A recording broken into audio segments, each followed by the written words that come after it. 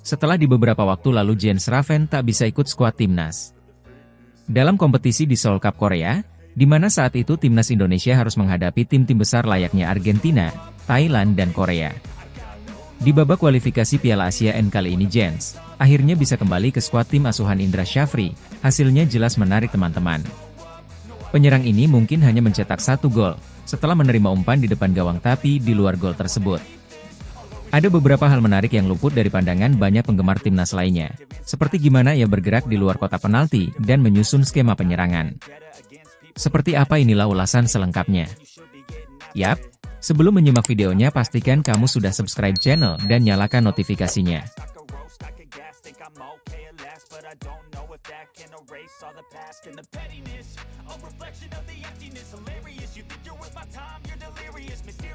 Jika ditanya siapakah penyerang muda timnas yang akan selalu dinantikan oleh penggemar tim Garuda, kami pikir Jens Raven akan masuk ke dalam daftar nama tersebut. Pasalnya dengan usianya yang baru menginjak 18 tahun, pemain keturunan Indonesia Belanda ini sudah punya kematangan bermain yang cukup mengesankan. Timnas Under-20 Chance ini sudah tampil luar biasa, di mana terakhir kali ia mampu mengantarkan timnas untuk menjadi juara Piala AFF U19, yang terakhir kali skuad Garuda menangkan di tahun 2013 atau lebih dari 1 dekade yang lalu. Saat itu Jens bahkan mencetak gol kemenangan timnas di partai final saat menghadapi timnas Thailand. Potensi besar dari Jens Raven inilah yang kemudian membuat harapan besar ada di pundaknya sehingga saat bermain, sorotan selalu mengarah kepadanya. Terbaru, ia yang kembali ke skuad timnas untuk bertanding di ajang kualifikasi Piala Asia Under-20 mendapatkan beberapa kritik soal bagaimana ia dinilai gagal memanfaatkan banyak peluang. Tapi apakah benar demikian sehingga ia layak mendapatkan kritik menghadapi Maladewa? Jens yang ditempatkan oleh Coach Indra Syafri sebagai penyerang target man, sudah menunjukkan perkembangan permainan yang pesat di skuad Garuda. Saat dirinya sejatinya tak hanya bisa menunggu bola di area kotak penalti, mobilitasnya terbilang cukup impresif saat ia bisa bermain di kanan-kiri hingga menusuk di dalam kotak. Memang di babak pertama ia gagal mencetak gol, tapi itu juga karena di babak pertama timnas masih kesulitan mencetak gol. Sedangkan di babak kedua, lihatlah bagaimana Jens ini menjadi otak atau sosok yang mengawali gol pertama dan gol kedua timnas. Mulai dari bagaimana ia menyisir sisi sayap kiri, sebelum Aditya mencetak gol hingga mengawali serangan dari sektor kiri ke kembali sebelum timnas mencetak gol kedua mereka melalui Vigo.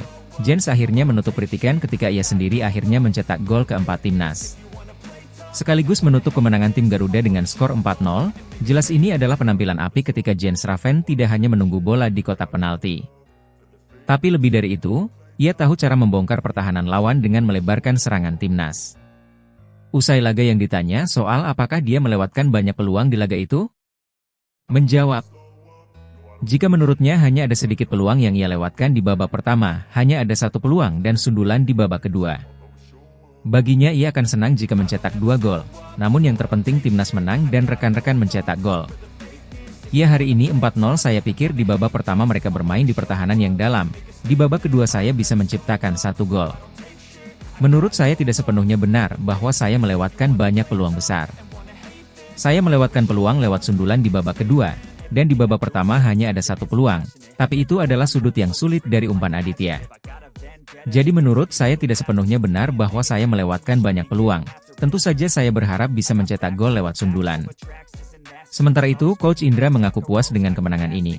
Meski di babak pertama ia sempat tak senang dengan bagaimana para pemain tidak bisa mencetak gol. Menurut Coach Indra dalam sepak bola yang penting menang, dan itulah yang ia tekankan di babak yang kedua. Saya puas melihat penampilan tim, tapi saya bicara di antar babak tadi. Main bagus saja gak cukup, yang penting di sepak bola itu menang bagus main. Tapi nggak menang nggak apa bagus, ya kalian main bagus, tapi kalau kalah main bagus untuk apa? Untuk itu, perubahan dilakukan dan akhirnya Jens Raven dan kawan-kawan bisa meraih kemenangan. Dalam laga melawan Timor Leste, nantinya ia tak ingin menyia-nyiakannya lagi. Timnas U20 Indonesia akan menghadapi laga kedua grup F melawan Timor Leste di Stadion Madia Senayan. Untuk menghadapi laga ini, Jens Raven ingin bisa mencetak gol.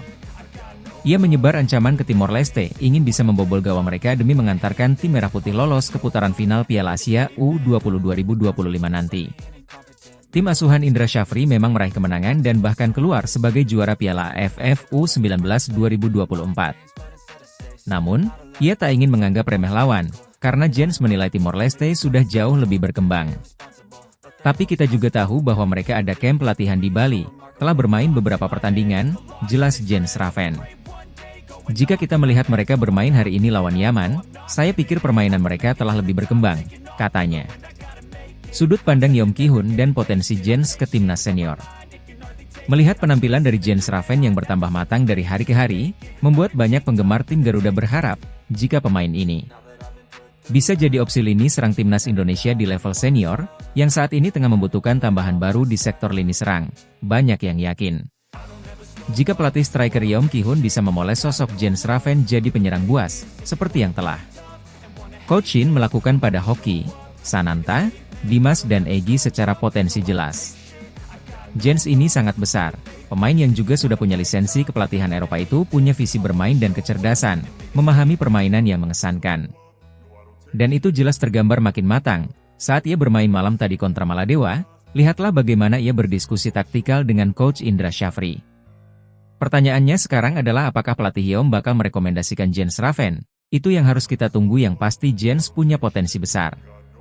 Namun di sisi lain, kita juga harus sabar karena usia Jens ini juga baru 18 tahun, biarkan pemain ini berkembang terlebih dahulu sesuai dengan usianya. Dan jangan memberikan beban terlalu besar pada potensi yang dimilikinya. Jens sendiri pernah mengatakan jika ia akan suka jika dipanggil Coach Shin. Namun ia akan memilih untuk melangkah step by step, jika dirinya dipanggil Shin Tae-yong.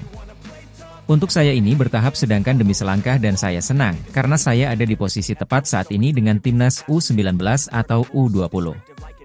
Saya pikir kami masih punya beberapa target yang ingin dicapai bersama timnas U20, jadi saya fokus pada apa yang ada di sini. Stok penyerang muda berlimpah, menantikan mereka matang. Meskipun saat ini di timnas senior kita masih kesulitan di sektor lini serang, terkhusus jika berbicara soal level Asia, namun kami pikir kita juga harus cukup bersyukur. Saat sebenarnya kita mulai memiliki beberapa penyerang potensial, selain Jens Raven yang masih 18 tahun, kita hampir dipastikan akan memiliki Mauro Zijlstra, penyerang tim Volendam yang tampil baik di kompetisi Under-21, saat ini ia sudah mengirimkan berkas untuk bermain bagi timnas Indonesia. Selain itu, timnas juga masih memiliki Rafael Struijk, yang harapannya makin matang dengan usianya yang terus bertambah. Ada lagi Eliano Rangers hingga Hoki Caraka dan Sananta, selain itu di usia yang lebih muda.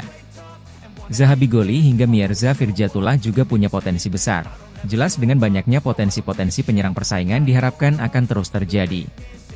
Sehingga para pemain bisa meningkatkan level mereka dari hari ke hari, karena kalau tidak mereka jelas tahu, bisa tersisih seperti yang terjadi pada Arkan Kakak baru-baru ini di timnas U20, di mana penyerang yang namanya mencuat di ajang Piala Dunia U17 itu gagal mempertahankan posisinya di tim Garuda. Kembali soal timnas U20 dengan kemenangan 4-0 atas Maladewa, skuad dari Indra Syafri itu saat ini tengah menempati posisi 1 klasmen dengan 3 poin. Sama dengan Yaman, di mana Yaman juga sukses meraih kemenangan 3-1 atas Timor Leste. Selanjutnya timnas akan bertanding menghadapi Timor Leste pada 27 September, sebelum menjalani laga terakhir kontra Yaman. Ya, jadi itulah cerita di balik sosok Jens Raven dan bagaimana dirinya menunjukkan potensi besarnya tak hanya sebagai central forward, namun sebagai penyerang mobile yang bisa bergerak di luar kotak penalti.